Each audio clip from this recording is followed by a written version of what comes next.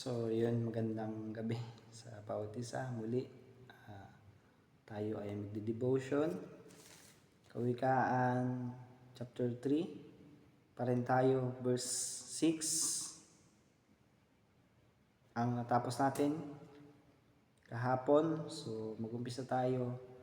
Verse 7. Huwag mong ipagyabang ang iyong nalalaman. Igalang mo't sundin si Yahweh at lumayo ka sa kasamaan. Sa gayon, ikaw ay lalakas at magiging matatag. Mawawala ang pighati, gagaling ang iyong sugat. Parangalan mo si Yahweh sa pamamagitan ng iyong mga kayamanan at mula sa iyong mga pinakamainam na ani.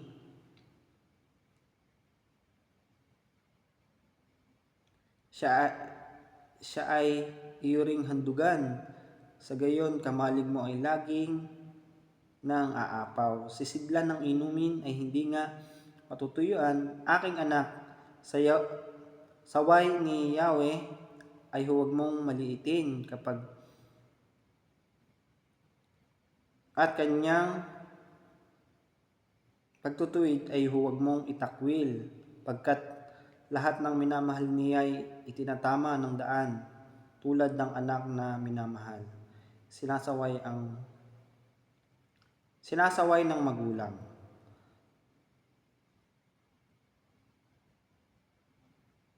So, ibig sabihin, dito sa verse 12, na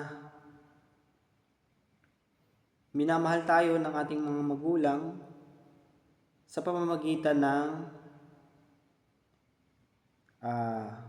pagsasaway nila sa atin. Kung meron man tayo nagagawang pagkakamali, gusto nila tayong itama, ay nawa tayo makinig sa kanila, sapagkat yun ay ating ikabubuti. Sabi dito, pagkat lahat ng minamahal niya ay itinatama ng daan, tulad ng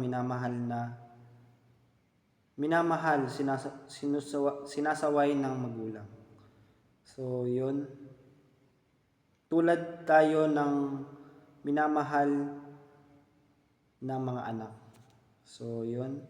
Huwag nating maliitin ang saway sa atin ni Yahweh at ang kanyang pagtutuwid ay huwag mong itakwil, pagkat lahat ng minamahal niya ay itinatama ng daan. So, yun. Patuloy tayong makinig sa ating mga magulang at sa ating Panginoon, sapagkat ang minamahal ng Panginoon ay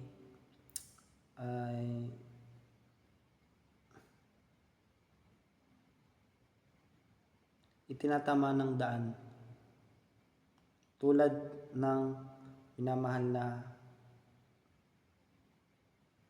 anak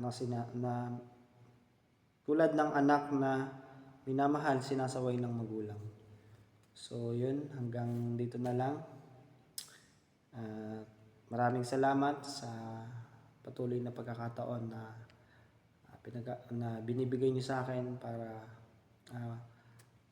ibahagi yung aking natututunan. At yun lamang, at maraming salamat.